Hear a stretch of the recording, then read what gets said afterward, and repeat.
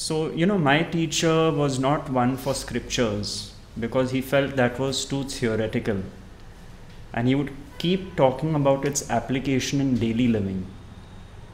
And he would say, what is the impact of a teaching and how can it be measured is by the peace of mind you feel in your daily living. Because if there's no measure to what you're going after, what's the point of it? We are not here to just acquire more knowledge. So today I want to explore the sheer fact that peace of mind is our natural state even when we are not at peace. And then you can really see God's compassion because the gift He has given us, which we've taken for granted, this points you back towards that gift. So the first thing is we've expressed gratitude to God for a lot of things in our life, for everything which is positive, for relationships, for family, whatever maybe. If you made money, if you've had any good happen to you, you've probably expressed gratitude to God. But I wonder how many of us have expressed gratitude to God for deep sleep. Because 1/3 of our day is in deep sleep, and in deep sleep there's no anxiety, there's no fear, there's no ill will, there's no spite, there's no jealousy, there's no envy, there's no hatred. And no matter how bad the day is, in deep sleep it all disappears. So the most peace which we have experienced is because of deep sleep. We are at peace. So you could think of all the suffering you've gone through in life, all the ups and downs, all the heartaches, the breakdowns you had, but you have been still given the gift of deep sleep. Most of us have that gift. So 1/3 of our lives, we are at peace. Simple. Now the thing is, why are we at peace in deep sleep? The reason we are at peace is because we as individuals don't exist in deep sleep. When you have deep sleep and you wake up, you don't remember anything about the deep sleep, but you say, I slept well. So as individuals, we don't exist in deep sleep, but in the waking state, we exist, we have our lives, we have our relationships, we have our troubles, and that goes asleep in deep sleep. But still we wake up in the morning and say, I slept well. Now, how could you sleep well if you are not present in deep sleep? And who knows that you slept well? Because when you were asleep, there was nobody there. So how can you get up and say, I slept well? So the person who says, I slept well, must be present in deep sleep as well as in the waking state in order to claim that it slept well. It's a very important thing to look at. You can look at your own experience. If you say, Neend bahut acha aaya, I slept very well, but where were you? So it's very clear that the absence of you and your story was the presence of deep sleep. So that peace we have all tasted, but we don't know it because we were not there. But the joke is that that peace does not leave the waking state. Otherwise you cannot say I slept well, because there is something which has to be in deep sleep as well as in the waking state as a constant to say I slept well. And that is the foundation of your being in the waking state as well, which is consciousness. If you are not conscious, you couldn't say I slept well. You wouldn't wake up in the morning. So consciousness is a continuum from deep sleep to dream state to waking state. And the sheer fact that you say you slept well means that state is with you even in the waking state, no matter what your troubles and what your problems. So the peace of deep sleep does not go away with deep sleep. It just gets covered with all our misery in the waking state. And we just forget our true nature, which is the depth of peace, which is consciousness. Now what happens is consciousness is like electricity. And we are like instruments in a kitchen. So one person is a mixer grinder, one person is a toaster, one person is a microwave oven. We are instruments through whom the consciousness functions. So without consciousness, we couldn't perform our functions. The toaster couldn't make toast, the microwave cannot cook food, heat food. None of it, we would be dead bodies, the instruments would be dead instruments in the kitchen unless consciousness flows through them, which is electricity in their case. But what happens with us, the same consciousness, in deep sleep, the consciousness is there. But in the waking state, we become identified with our bodies. So this becomes me, and that becomes you, and that becomes he, and that becomes she. So the toaster says, I am a toaster, and tells the microwave, you are a microwave. And then the microwave says to the mixer grinder, you are the mixer grinder. And that's how the separation begins. And they all lose sight of the fact that they are working in the kitchen because of electricity. But the electricity does not mind because it knows that it's the force behind these instruments. That's what happens to us in the waking state. We forget that the same consciousness animates all of us. And we start personalizing things. We become identified packets based on what happened to us from childhood till now. All our conditioning, all our programming, all our innate natures, tendencies, flaws. We become these individual packets of all this, and we start fighting with each other. Physically, verbally, emotionally. Thinking that that person is separate from me.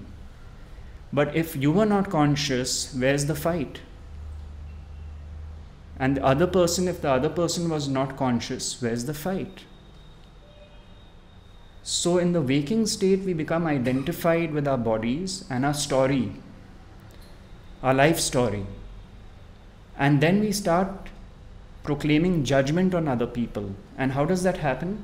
Because we think that I am separate from you. And so you are an object in my field of perception. So right now when you're looking at me, I am an object. And you all are objects in my field of perception. Now if you are an object, I consider myself as the subject. And so you looking at me now, you think that you are the subject and I am the object. Because you're looking at me, I become the object in your field of consciousness. Now you think you're looking at me and then you pronounce judgment. How is he? Why is he doing this? Who does he think he is? You know, this fellow is a very angry fellow. I don't know what his problem.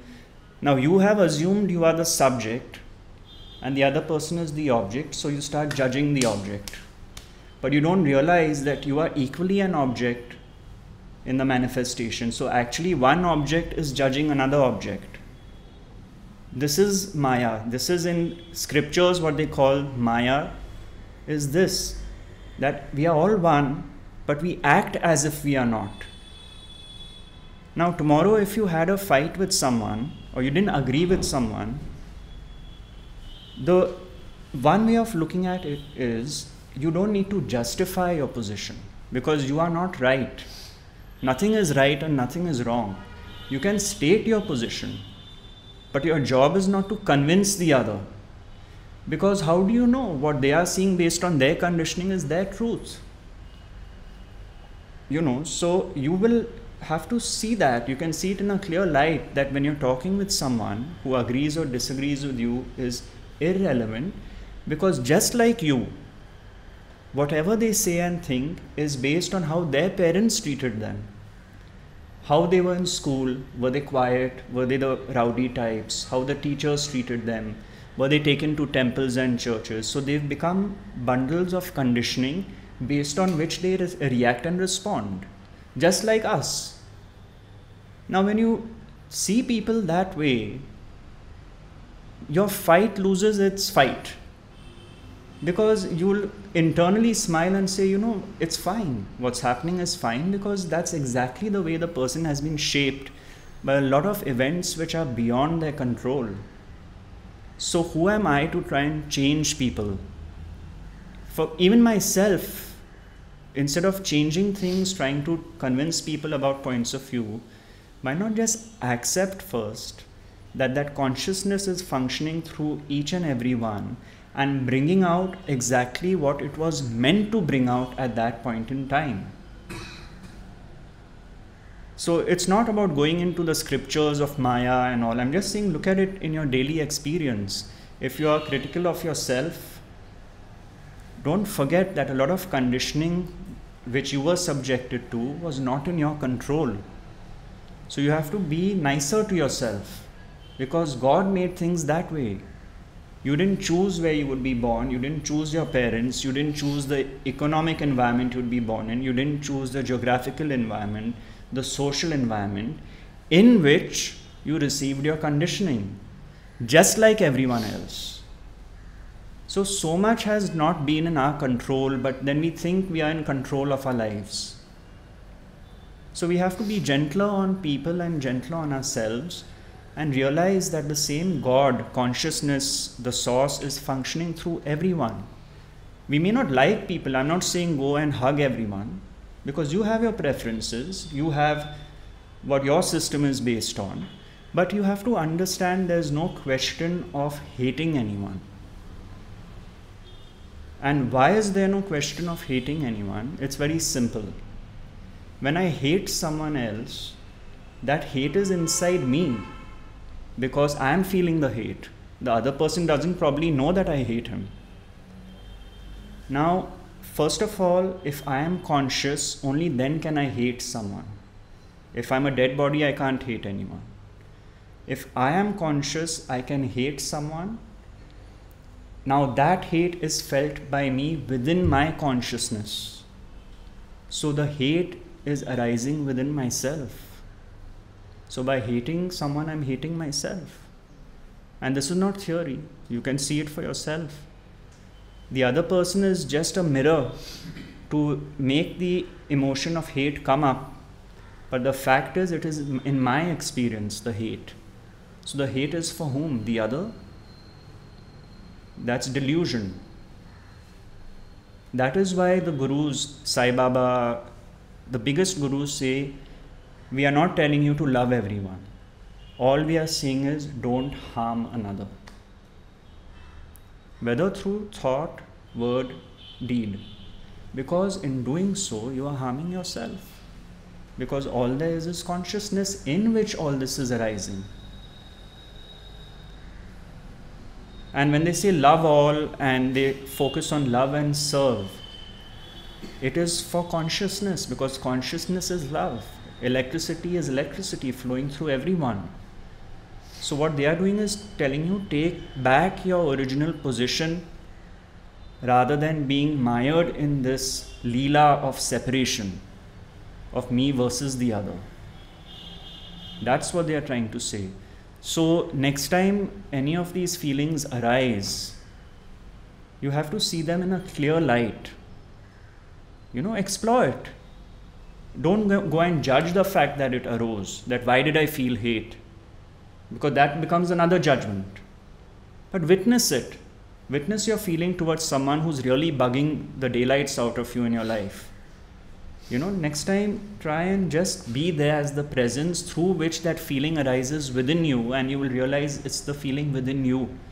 The other person's not really doing anything. Some people really have this knack of pushing the wrong buttons, but it's your buttons which are getting pushed. The other person's just doing exactly what he was meant to do. So until you live this experience, you won't really know what it means, but it is far easier. At least my experience was, I could never go for spiritual lectures and talks. I did for a while, but it was being left at the level of theory. But I had a teacher who told me to look at things from a daily living, feeling, experiencing point of view, because Peace of mind in daily living is what everyone is looking for, whether they know it or not. So this teaching invites you to feel it in life, because life is relationships. Whether it is your parents, whether it's your children, whether it's your people at work, the beggar on the road, the dog on the street, what is your relationship with people, and are you comfortable with them or uncomfortable with them? That is the key to life.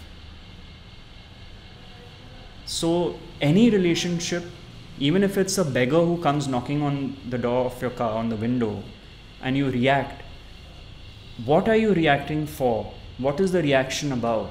Is it a natural, spontaneous reaction? Or are you having the story in your head about, what does he think? Who does he think he is? Why is he knocking on the glass so hard? How dare he? So suddenly what Eckhart Tolle refers to as the witnessing presence, that starts to come up. You start seeing things, your own reactions, other people's reactions, and that knee-jerk judgment, that starts reducing because something gets separated from the reaction. That is the witnessing presence. You feel, even when you react, you realize, my God, this reaction has just come about. But you don't take ownership of the reaction. You cannot claim, the ego, what it does is it says, I am feeling fearful, I am feeling anxious. The ego claims ownership of everything. Some people are prone to fear. Some people are prone to anxiety. So next time anxiety arises, let it arise and honor anxiety for what it is. Anxiety is arising, witness the arising of the anxiety and witness it subsiding. But the trouble is we get involved in the anxiety and say, I should not get anxious. Why am I anxious? Why did God make me this way? What can I do not to get anxious? That is the trouble. Everything should be allowed to arise. If you're suffering, let it arise. There's no point suppressing the suffering. The problem is the I am suffering and I should not be suffering. So we are living in the past or we are projecting into the future. That's what we are doing. That's what the ego is about. Because it is afraid to die. We are all afraid to die. We are afraid of death. That is any form of fear which is coming up in life, no matter how small or how big, is the fear of the ego dying. That is the hard truth. The ego simply wants to sustain itself through whatever it identifies with, whether it's people, whether it's money, whether it's relationships, because it cannot bear the thought of dying. So, whenever you see yourself involved, you will realize I'm involved because I'm invested in the future, or because someone or something from the past is keeping on playing again and again. If you are not involved, you will be in the present moment. That is what they say about being in the now. Being in the now is actually very tricky because you cannot not be in the now. The fact that you are alive, you are born and you will die, is the present moment. Because before your birth you were not there and after your death you won't be there. That is the now. So you cannot not be now. What is meant by not being in the present moment is when the thinking mind goes into the past and lives in the past, or goes into the future worrying about itself. So what is not in the now is the thinking mind. And sometimes when you're lost in something and you suddenly realize, my God, I was lost in a stream of thinking. Who is it that realized that you were lost in a stream of thinking? Not the same person who was involved in the thinking, because that person was involved in the thinking. But something snaps the thinking and you say, my God, what happened here? I was really involved in this. But that snapping is actually what I refer to as grace. It is a force which snaps the involvement in thinking. The ego, which is the thinking mind, cannot snap itself. Something needs to snap. But what we do is then we try to say, okay, next time I'm going to be very careful. If something negative arises, I'm going to be there and I'm going to try and snap it. That cannot happen because that is the involvement. But the ego wants to claim ownership of everything, that even I managed to be in the present moment. Because its job is to claim, that I was successful in being in the present moment. I was a failure in being in the present moment. There's no such thing. But when the understanding sinks in deeper and deeper and deeper, you will realize, you'll see life in a different way, in a different light. Your relationship with people will change. And they will tell you what has happened, what has shifted. Because you're not doing anything, you're allowing it to naturally happen. So you're worshipping that same source, the same consciousness which is functioning through everyone, and honoring it for whatever it throws up. So live it. What I'm trying to say is it should not be just a theory, because you can see it in reflection in your daily life.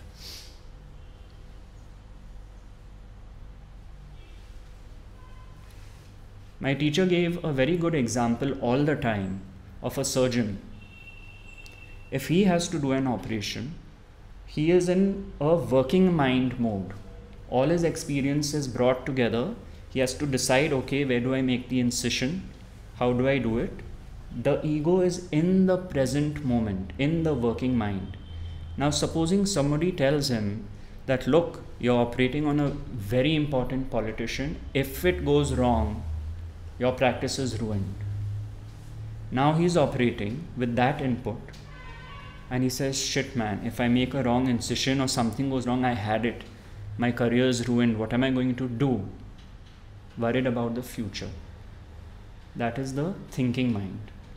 The ego needs the future or the past to survive. But when you are in the working mind mode, there is no involvement because you're focusing on the task at hand. That is why it's always good to take up some work, even if it's social work, if it's creative work, because the mind is in the working mind mode. An idle mind is a devil's workshop, means a thinking mind. And a mind which is idle tends to start creating stories about the past and future and living there. So being in the now actually means that you cannot not be in the now unless you're in the past or future. So you really don't need to do anything to be in the now because you are in the now. So it's a default setting. It's just that we move away from that. We go this way or we go this way. And the emphasis of teachers is on witnessing, which is not an aspect of the ego as the thinking mind. So you cannot think yourself into witnessing. Witnessing arises when the thinking mind is absent. Witnessing is not a function of the thinking mind. So we all try to, we've read all these books and say, okay, I should try to be in the now. That can't happen because the now is the absence of that which wants to be in the now. It's a very tricky thing. So I would say that don't suppress any feeling. Don't suppress any negative thought which you have called negative. Be friends with it. If you're feeling guilty about something, feel it.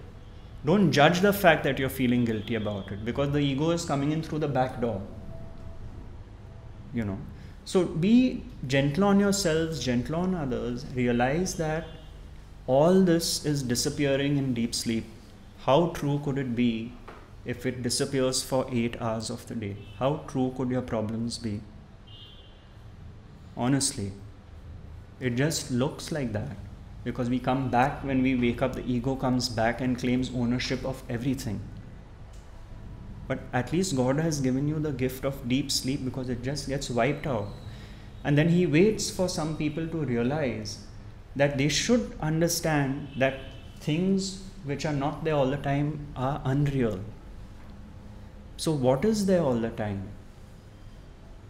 It's your consciousness.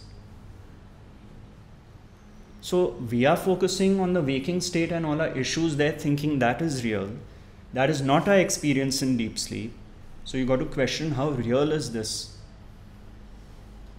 And if I am still alive between the deep sleep, dreaming and waking state, that must be real. Because that is there throughout. What is that? That is the constant. And that constant is consciousness. Which in deep sleep, it becomes impersonal because you don't know that you exist. You don't even know you have a body in deep sleep. And in the waking and dreaming state, it becomes identified. Me. So the sages say the me is not the problem to function in life. Even if a sage has been called by his name, he is going to respond, yes, what can I do for you? That is the functioning of life. So the me is not the problem. The problem comes when the me thinks that I am in charge of everything, including my thoughts, words, feelings, emotions, and what I do and what others do, which is the sense of doership. So if you take the person you really don't like on one side, and you take a robot on the other side, and you tell both of them to abuse you, will you be upset by the robot abusing you? You'll accept, he's a robot. You're not going to abuse the robot back. Why? Another person abuses you, you're abusing the person back. Who do you think you are? How dare you say this? This is my point of view. This is what I think about you. Because you're convinced that he is separate from you and he has done things to hurt you. So you want to hurt him back. But with the robot, that agenda does not arise. If you truly understand that we, in that sense, are robots, because God gave us certain tendencies, He created our conditioning, He created what we feel, everything. So we are reacting based on our programming. And you will start seeing the electricity which is functioning through the person and not the individual. Because you will realize that in a sense, we are all these programmed packets of consciousness as identified consciousness, but the same consciousness is flowing through each and every one of us. So you start accepting people more easily. Your defenses start going down. You become more open as a person, and you start accepting yourself as a person more easily. And next time you spot a flaw in someone else, you'll probably laugh at yourself because you'll realize, my God, even I have some flaws. You won't criticize that person for having that flaw because you would know that there was something in his childhood or upbringing which brought that flaw about. The other thing is, you are calling it a flaw. It may not even be a flaw. That's a judgment on your part. So this acceptance of people for who they are starts playing in your life. And you will realize that life becomes more and more peaceful, more and more centered in the present moment, because you cannot go away from it. The thinking mind is what is going away. So next time you are involved in thinking and the involvement snaps, just say thank you to God, because He has shown you that your peace was there throughout. And one last thing I want to touch on, which I had a conversation with Sheetal and Khushru yesterday, was how we are just shuttling between pleasure and pain. Like a tennis match. We are just bouncing between one pain and one pleasure and one pain and one pleasure. That is everyone's experience.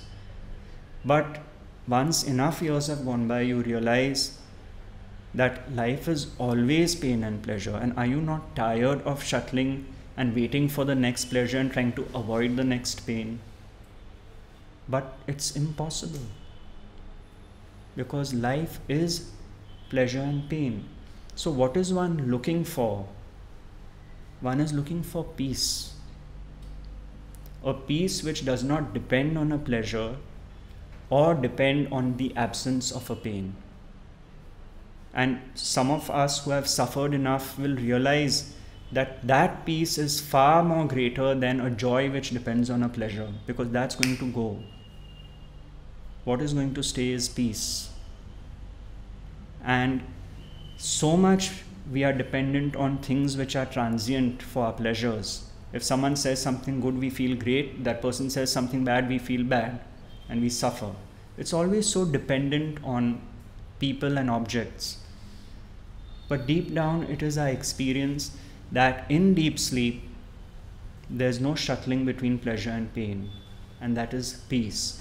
Therefore, I passed a statement which I read about my teacher. He said for 30 years, he had a migraine headache. One day it stopped. And that day he realized that the absence of pain is the greatest pleasure. Could any pleasure for him be more than that when the suffering of a 30-year migraine stopped? If God came to him and said, "Can I give you something pleasurable?" he will say, "No, just see my migraine doesn't come back again." So you stop getting very reactive to pleasures and pains. You will not sink low to the depths of suffering. You will not go to the highs. You'll start getting in an even keel. It can't work just one way, You can't just enjoy pleasures and not suffer pains. That won't happen. Duality is not built that way. But there will be an underlying current of peace, because all pleasures come and go. All pains come and go. This too shall pass. Words of the Bible. This too shall pass. And the only thing which doesn't pass in life is the fact that you are conscious till your last breath.